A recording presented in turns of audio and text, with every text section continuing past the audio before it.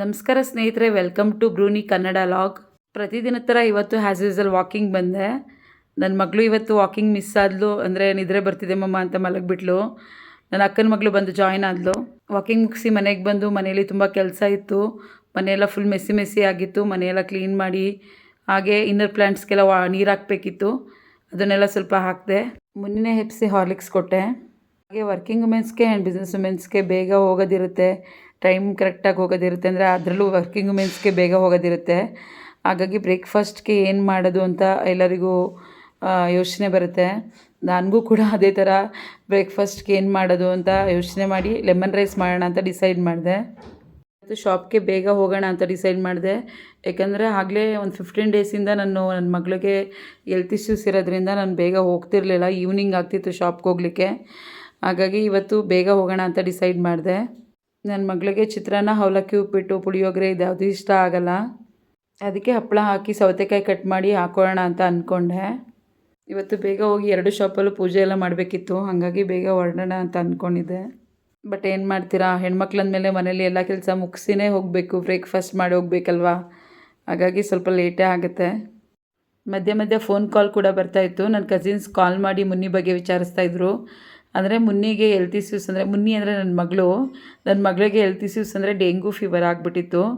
ಅದ್ರ ಬಗ್ಗೆ ವಿಚಾರಿಸ್ತಾಯಿದ್ರು. ಅಂದರೆ 1 ವೀಕ್ ಹಾಸ್ಪಿಟಲಲ್ಲಿ ಅಡ್ಮಿಟ್ ಮಾಡಿದ್ವಿ. ಇವಾಗ 1 ವಾರದಿಂದ ಆರಾಮಾಗಿದ್ದಾಳೆ. ಹಾಗಾಗಿ ನಾನು ಶಾಪ್ಗೆ ಹೋಗೋಣ ಅಂತ ಬೇಗ ರೆಡಿ ಮಾಡ್ತಿದ್ದೆ.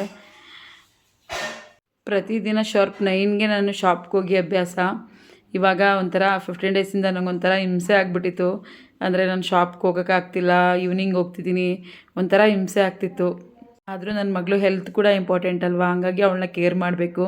ಬ್ರೇಕ್ಫಾಸ್ಟ್ ಮಾಡಿಸೋಣ ಅಂದ್ಬಿಟ್ಟು ಬ್ರೇಕ್ಫಾಸ್ಟ್ ಹಾಕ್ಕೊಟ್ಟೆ ಅವಳಿಗೆ.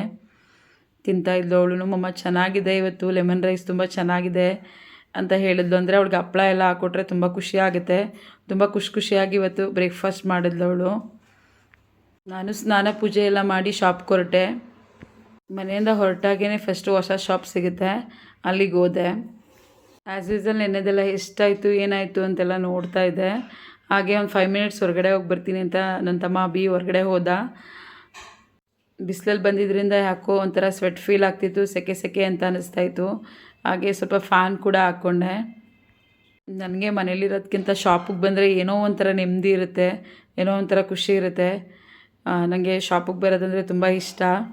ನಮ್ಮ ಶಾಪಲ್ಲಿ ಯಾವ್ದಾದ್ರು ಕ್ಲಾತ್ಸ್ ನಿಮ್ಗೆ ಇಷ್ಟ ಆದರೆ ನಾನು ಇನ್ಸ್ಟಾಗ್ರಾಮ್ ಐಡಿನ ಚೆಕ್ ಮಾಡಿ, QR ಕೋಡ್ ಸ್ಕ್ಯಾನ್ ಮಾಡಿ, ಸ್ಕ್ರೀನ್ ಮೇಲೆ ಹಾಕಿರ್ತೀನಿ, ಚೆಕ್ ಮಾಡಿ ಫಾಲೋ ಮಾಡಿ. ಅದರಲ್ಲಿ ನಿಮ್ಗೆ ಯಾವುದಾದ್ರೂ ಇಷ್ಟ ಆದರೆ DM ಮಾಡಿ. All over India shipping available ಇದೆ. ಮೊನ್ನೆ ಬ್ಯಾಗ್ ಖಾಲಿಯಾಗಿತ್ತು, ಇವಾಗ ಬಂದಿತ್ತು. ಹಾಗಾಗಿ ನೋಡ್ತಾ ಇದ್ದೆ. ಹಳೆ ಬ್ಯಾಗು ಇದಕ್ಕೂ ಏನಾದ್ರು ಡಿಫ್ರೆನ್ಸ್ ಇದೆಯಾ ಅಂತ. ಏನೂ ಡಿಫ್ರೆನ್ಸ್ ಇರಲಿಲ್ಲ, ಸೇಮ್ ಇತ್ತು. ವೀಕ್ಲಿ ಒನ್ಸ್ ಅಥವಾ ಟ್ವೈಸು ಕಲೆಕ್ಷನ್ಸ್ ಬರ್ತಾ ಇರುತ್ತೆ.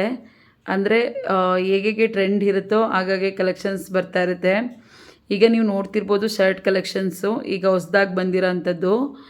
ಇದನ್ನು ಒಂದು ವಿಡಿಯೋ ಮಾಡ್ಕೊಳ್ಳೋಣ ಅಂದ್ಬಿಟ್ಟು ಡಿಫ್ರೆಂಟ್ ಆಗಿರುತ್ತೆ. ಡಿಫ್ರೆಂಟ್ ಕಲರ್ಸು, ಡಿಫ್ರೆಂಟ್ ಡಿಸೈನ್ಸ್ ಇರುತ್ತೆ. ತುಂಬ ಚೆನ್ನಾಗಿರುತ್ತೆ ಕ್ಲಾತ್ಸು. ಅಂದರೆ ವೀಕ್ಲಿ ಒನ್ಸ್ ಅಥವಾ ಟ್ವೈಸು ನಮ್ಮಲ್ಲಿ ಹೇಗೆ ಟ್ರೆಂಡ್ ಇರುತ್ತೋ ಆ ಥರ ತರಿಸ್ತಾ ಇರ್ತೀವಿ. ತುಂಬ ಚೆನ್ನಾಗಿರುತ್ತೆ ಕಲೆಕ್ಷನ್ಸು. ಇವಾಗ ಕಸ್ಟಮರ್ ಬಂದರು, ಅಭಿನೂ ಕೂಡ ಬಂದ. ಟಿ ಶರ್ಟ್ಸ್ ಏನೋ ಬೇಕು ಅಂತ ಕೇಳ್ತಾಯಿದ್ರು. ಅವ್ನು ತೋರಿಸ್ತಿದ್ದ. ಅಂದರೆ ನಮ್ಮ ಅಭಿ ಕಸ್ಟಮರ್ ಜೊತೆ ತುಂಬ ಫ್ರೆಂಡ್ಲಿಯಾಗಿ ಮೂವ್ ಮಾಡ್ತಾನೆ, ಅದೆಲ್ರಿಗೂ ಇಷ್ಟ ಆಗುತ್ತೆ. ಅವನು ಇದ್ನಲ್ಲ ಅಂತ ಹೇಳಿ ನಾನು ಹಳೆ ಶಾಪ್ ಹತ್ರ ಬಂದೆ. ನಮ್ಮ ಜುಬೇರ್ ಇಬ್ಬರು ಬ್ರದರ್ಸ್ಗೆ ರೈನ್ ಕೋಟ್ ಹಾಕಿ ನಿಲ್ಲಿಸಿದ್ದ, ಮಳೆ ಟೈಮ್ ಅಲ್ವಾ. ಹಾಗೆ ನಮ್ಮ ಜುಬೇರ್ ಖುಷಿಯಾಗಿ ಫಿಲ್ಮ್ ನೋಡ್ತಾ ಕೂತಿದ್ದ. ಆವಾಗಲೂ ನಾನು ಬಂದ ತಕ್ಷಣ ಆಯಕ್ಕ ಅಂತ ಹೇಳ್ತಾನೆ. ನಾನು ಶಾಪಿಗೆ ಬಂದ ತಕ್ಷಣ ಒಂಥರ ಸಮಾಧಾನ ಆಯಿತು. ನನಗೆ 2 ಶಾಪ್ಗೂ ಕೂಡ ಅಷ್ಟೇ, ಹೋದ ತಕ್ಷಣ ಏನೋ ಒಂಥರ ಹ್ಯಾಪಿ ಫೀಲ್ ಆಗುತ್ತೆ. ಅಭಿ ನೆನ್ನೆ ಹೊರಗಡೆ ಹೋಗಿದ್ರಿಂದ ಲೇಟಾಗಿ ಬಂದ. ಹಾಗೆ ನಾನು ಕೂಡ ಒಂದು 15 ಡೇಸಿಂದ ಕರೆಕ್ಟಾಗಿ ಶಾಪಿಗೆ ಬಂದಿರಲಿಲ್ಲ ಅಲ್ಲ. ಹಾಗಾಗಿ ಲೆಕ್ಕ ಎಲ್ಲ ನೋಡೋಣ ಅಂದ್ಬಿಟ್ಟು ನೋಡ್ತಿದ್ದೆ. ಅರವಿಂದ್ ಕೂಡ ಜಾಬ್ಗೆ ಹೋಗ್ತಾರೆ, ಹಾಗಾಗಿ ಅವರು ಲೇಟಾಗಿ ಬರ್ತಾರೆ. ಅವರು ಕೂಡ ಕರೆಕ್ಟಾಗಿ ಬರೋಕ್ಕಾಗಿರಲಿಲ್ಲ. ಹಾಗಾಗಿ ಲೆಕ್ಕ ಎಲ್ಲ ಕೇಳ್ತಿದ್ದೆ, ಅವನನ್ನು ಸ್ವಲ್ಪ ಕೌಂಟೆಲ್ಲ ಮಾಡ್ತಾಯಿದ್ದೆ. ಹಾಗೆ ನಮ್ಮ ಜುಬೇರ್ ಒಳ್ಳೆ ಸಾಂಗಿಂಗ್ ಹಾಕ್ಕೊಂಡು TV ನೋಡ್ತಿದ್ದ. ಅದು ಸಾಂಗ್ ಚೆನ್ನಾಗಿತ್ತು. ಹಾಗಾಗಿ ನಾನು ಸ್ವಲ್ಪ ಸೌಂಡ್ ಕೊಟ್ಕೊಂಡು ಕೇಳಿಸ್ಕೊಂಡೆ. ಚೆನ್ನಾಗಿತ್ತು, ತುಂಬ ಚೆನ್ನಾಗಿತ್ತು. ಎಷ್ಟು ಒಂದು ಸಾಂಗ್ ಬರ್ತಾಯಿತ್ತು. ಸ್ವಲ್ಪ ಹೊತ್ತು ನೆಮ್ಮದಿಯಾಗಿ ಕೂತ್ಕೊಳ್ಳೋಣ ಅಂತ ಕೂತ್ಕೊಂಡೆ. ಅಷ್ಟೊತ್ತಿಗೆ ಮುನ್ನಿಗೆ ಕಾಲ್ ಮಾಡಿದ್ದು ಬನ್ನಿ ಮಮ್ಮಿ ಅಂತ. ಹಾಗೆ ಒಂದು ಸೆಲ್ಫಿ ತೊಗೊಂಡೆ. ಶಾಪಲ್ಲಿ ತುಂಬ ದಿನ ಆಗಿತ್ತಲ್ಲ, ಹಂಗಾಗಿ ಒಂದು ಸೆಲ್ಫಿ ತೊಗೊಂಡೆ. ಮಧ್ಯಾಹ್ನ ಲಂಚ್ಗೆ ಏನಾದರೂ ಮಾಡಬೇಕಿತ್ತಲ್ಲ, ಏನು ಮಾಡೋದು ಅಂತ ಅಂದ್ಕೊಂಡು ಚಿಕನ್ ಮಾಡೋಣ ಅಂತ ಅಂದ್ಕೊಂಡೆ. ತುಂಬ ದಿನ ಆಗಿತ್ತು, 15 ಡೇಸಿಂದ ಸರಿಯಾಗಿ ನಾನ್ ವೆಜ್ ತಿಂದಿರಲಿಲ್ಲ. ಹಾಗಾಗಿ ಚಿಕನ್ ಮಾಡೋಣ ಅಂದ್ಕೊಂಡು ರೈಸ್ಗೆ ಇಟ್ಕೊಂಡೆ. ಚಿಕನಲ್ಲಿ ಏನು ಮಾಡೋದ ಅಂದ್ಕೊಂಡು ಚಿಕನ್ ಮಸಾಲ ಮಾಡೋಣ ಅಂತ ಡಿಸೈಡ್ ಮಾಡಿದೆ. ಸ್ಟವೆಲ್ಲ ಸ್ವಲ್ಪ ಮೆಸ್ಸಿ ಆಗಿತ್ತು, ಅದನ್ನೆಲ್ಲ ಕ್ಲೀನ್ ಮಾಡಿಕೊಂಡೆ. ಮತ್ತು ಚಿಕನ್ ಮಸಾಲಾಗೆ ರೆಡಿ ಮಾಡ್ಕೊಳ್ಳೋಣ ಅಂದ್ಕೊಂಡು ಚಿಕನ್ ವಾಶ್ ಮಾಡಬೇಕಲ್ಲ, ಮೊದಲು ಚಿಕನ್ ವಾಶ್ ಮಾಡೋಕ್ಕೆ ಹಾಕ್ಕೊತಾ ಇದ್ದೆ. ಸ್ವಲ್ಪ ಹಳದಿ ಪೌಡರ್ನ ಹಾಕ್ಕೊಂಡು ಚಿಕನ್ನ ಕ್ಲೀನ್ ಮಾಡಿಕೊಂಡ್ರೆ, ಅಂದರೆ ವಾಶ್ ಮಾಡಿಕೊಂಡ್ರೆ ಸ್ಮೆಲ್ಲೆಲ್ಲ ಇರಲ್ಲ, ಸ್ಮೆಲ್ ತುಂಬ ಚೆನ್ನಾಗಿ ಹೋಗುತ್ತೆ. ಹಾಗಾಗಿ ಹಳದಿ ಪೌಡರ್ನ ಹಾಕ್ಕೊಂಡು ಚೆನ್ನಾಗಿ ವಾಶ್ ಮಾಡ್ಕೊತಾ ಇದ್ದೆ. ನನಗೆ ಚಿಕನ್ ಸ್ಮೆಲ್ ಇದ್ದರೆ ನಂಗೆ ಆಗಲ್ಲ, ಹಂಗಾಗಿ ಚೆನ್ನಾಗಿ ವಾಶ್ ಮಾಡ್ಕೊತೀನಿ. ನನಗೆ ಅಡುಗೆ ಎಲ್ಲ ತುಂಬ ಚೆನ್ನಾಗೇನು ಮಾಡೋಕ್ಕೆ ಬರಲ್ಲ. ಆದ್ರೂ ನಾನು ಮಾಡೋ ಚಿಕನ್ ಮಸಾಲ ಸ್ವಲ್ಪ ನನ್ನ ಕಸಿನ್ಸ್ಗೆ, ನನ್ನ ರಿಲೇಷನ್ಸ್ಗೆ ಇಷ್ಟ ಆಗುತ್ತೆ. ಎಲ್ಲರೂ ಹೇಳ್ತಿರ್ತಾರೆ, ನೀನು ಚಿಕನ್ ಮಸಾಲ ತುಂಬ ಚೆನ್ನಾಗಿ ಮಾಡ್ತೀಯಾ, ಚಿಕನ್ ಮಸಾಲದು ವಿಡಿಯೋಸ್ ಮಾಡಿ ಹಾಕು ಅಂತ ಹೇಳ್ತಾಯಿದ್ರು. ಅದಕ್ಕೆ ಇವತ್ತು ಮಾಡೋಣ ಅಂದ್ಬಿಟ್ಟು ಮಾಡಿದೆ. ನಾನು ಮಾಡಿರೋ ಚಿಕನ್ ಮಸಾಲ ರೆಸಿಪಿ ಬೇಕು ಅಂದರೆ ನೀವು ಮಿನಿ ಲಾಗಲ್ಲಿ ಬೇಕಾದರೆ ಹೋಗಿ ಚೆಕ್ ಮಾಡ್ಕೊಬೋದು. ಮುನ್ನಿಗೆ ಸ್ವಲ್ಪ ಆಯಿಲೆಲ್ಲ ಕಡಿಮೆ ಮಾಡೋಣ ಅಂದ್ಬಿಟ್ಟು ಆಯಿಲ್ ಸ್ವಲ್ಪ ಕಡಿಮೆನೇ ಹಾಕ್ಕೊಂಡೆ. ಯಾವಾಗಲೂ ಅಷ್ಟೇ ಚಿಕನ್ ರೆಸಿಪಿ ಮಾಡಬೇಕಾದ್ರೆ ಚಿಕನ್ದು ನೀರು ತುಂಬ ಚೆನ್ನಾಗಿ ಸುಂಡಬೇಕು, ಇಲ್ಲಾಂದರೆ ಅದ್ರ ಸ್ಮೆಲ್ ಹಾಗೇ ಇರುತ್ತೆ. ನಾನು ಯಾವಾಗಲೂ ಚಿಕನ್ ಮಾಡಬೇಕಾದ್ರೆ ಅರಿಶಿನ ಮತ್ತು ಉಪ್ಪನ್ನ ಸ್ವಲ್ಪ ಬೇಗನೆ ಹಾಕ್ಕೊಂಬಿಡ್ತೀನಿ. ಅಂದರೆ ನೀರು ಸುಂಡೋಕ್ಕಿಂತ ಮುಂಚೆನೇ ಹಾಕ್ತೀನಿ, ಸ್ಮೆಲ್ಲೇನೂ ಇರಲ್ಲ, ತುಂಬ ಚೆನ್ನಾಗಿ ಉಪ್ಪು ಕೂಡ ಎಲ್ಲ ಮಿಕ್ಸ್ ಆಗಿರುತ್ತೆ.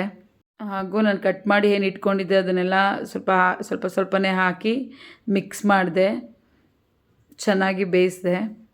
ಚಿಕನ್ನ ಯಾವಾಗಲೂ ತುಂಬ ಬೇಯಿಸಬಾರ್ದು, ಬೇಗ ಬೆಂದೋಗ್ಬಿಡುತ್ತೆ. ಇದೆಲ್ಲ ಒಂಥರ ಸಾಫ್ಟ್ ಆಗಿಬಿಡುತ್ತೆ. ತುಂಬ ಸಾಫ್ಟ್ ಆದರೆ ತಿನ್ನೋಕ್ಕಾಗಲ್ಲ.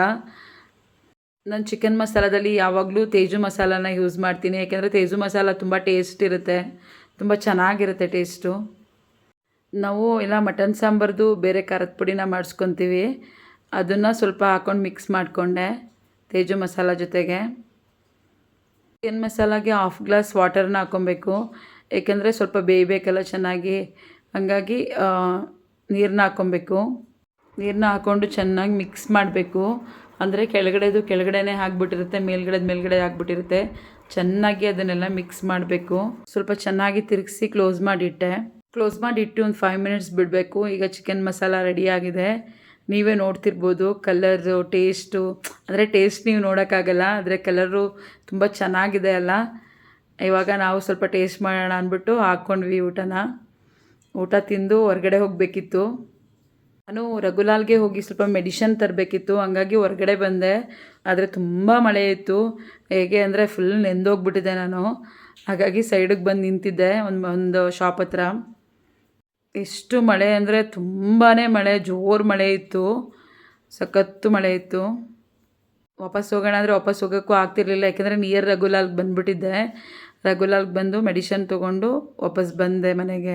ಫುಲ್ಲು ಮಳೆಯಲ್ಲೆಲ್ಲ ನೆಂದಿದ್ದರಿಂದ ಡ್ರೆಸ್ ಚೇಂಜ್ ಮಾಡಿ ಮಗಳು ಫುಲ್ಲು ಡೈನಿಂಗ್ ಟೇಬಲ್ ಮೇಲೆಲ್ಲ ಗಲೀಜು ಮಾಡಿಟ್ಟಿದ್ಲು. ಅದನ್ನೆಲ್ಲ ಚೇರೆಲ್ಲ ಸರಿ ಮಾಡಿ, ಟೇಬಲೆಲ್ಲ ಕ್ಲೀನ್ ಮಾಡಿ, ಟವಲ್ ಮಡಿಸಿಟ್ಟು ಎಲ್ಲ ಮಾಡೋದೇ ಆಗೋಯ್ತು. ಅದು ತುಂಬ ಟೈಮ್ ಹಿಡಿತು ನನಗೆ. ಮೇಡಮ್ ಆರಾಮಾಗಿ RCB ಮ್ಯಾಚ್ ನೋಡ್ಕೊಂಡು ಕೂತಿದ್ರು. ಅವ್ಳಿಗೆ ಚಿಕನ್ ಜಾಸ್ತಿ ಕೊಡೋಂಗಿರಲಿಲ್ಲ, ಹಂಗಾಗಿ ವೆಜ್ ಊಟ ಮಾಡೋಣ ಅಂತೇಳ್ಬಿಟ್ಟು ಅನ್ನ ಮತ್ತು ಸಾಂಬಾರು, ಬೆಂಡೆಕಾಯಿ ಸಾಂಬಾರು ಮಾಡಿ ಹೆಸ್ರುಕಾಳು ಸೊಪ್ಪು ಪಲ್ಯ ಮಾಡಿದೆ. ಮತ್ತು ಅವಳು ಊಟಕ್ಕೆಲ್ಲ ಕೊಟ್ಟೆ, ಊಟ ಮಾಡ್ತಾಯಿದ್ಲು. ಅರವಿಂದ್ ಬರೋದು ಲೇಟ್ ಆಗುತ್ತೆ, ನನಗೂ ಕೂಡ ಹೊಟ್ಟೆ ಹಸಿವಾಗ್ತಿತ್ತು, ನಾನು ಊಟ ಮಾಡ್ಕೊಂಬಿಡೋಣ ಅಂತ ಮಾಡ್ಕೊತಾ ಇದ್ದೆ. ಊಟ ಮಾಡಿ ಮೇಡಮ್ ಮತ್ತೆ RCB ಮ್ಯಾಚ್ ನೋಡ್ತಾ ಕೂತ್ಕೊಂಡ್ರು ಆರಾಮಾಗಿ. ಮುನ್ನಿ ಹಾಯ್. RCB ಮ್ಯಾಚ್ ಅಂದರೆ ಅವಳಿಗೆ ತುಂಬ ಇಷ್ಟ, ಯಾಕಂದರೆ ಅವ್ರ ಅಣ್ಣನಿಗೆ ತುಂಬ ಇಷ್ಟ ವಿರಾಟ್ ಕೊಹ್ಲಿ ಅಂದರೆ. ಹಾಗಾಗಿ ಇವಳಿಗೂ RCB ಮ್ಯಾಚ್ ಅಂದರೆ ತುಂಬ ಇಷ್ಟ. ಇವಳು ಚೆನ್ನಾಗಿ ನೋಡ್ತಾಳೆ ಯಾವಾಗ್ಲೂ. ನಾನು ಸ್ವಲ್ಪ ನೋಡಿದೆ. ಇದಾದಮೇಲೆ ಮುನ್ನಿಗೆ ಹಾಲು ಕೊಟ್ಟೆ.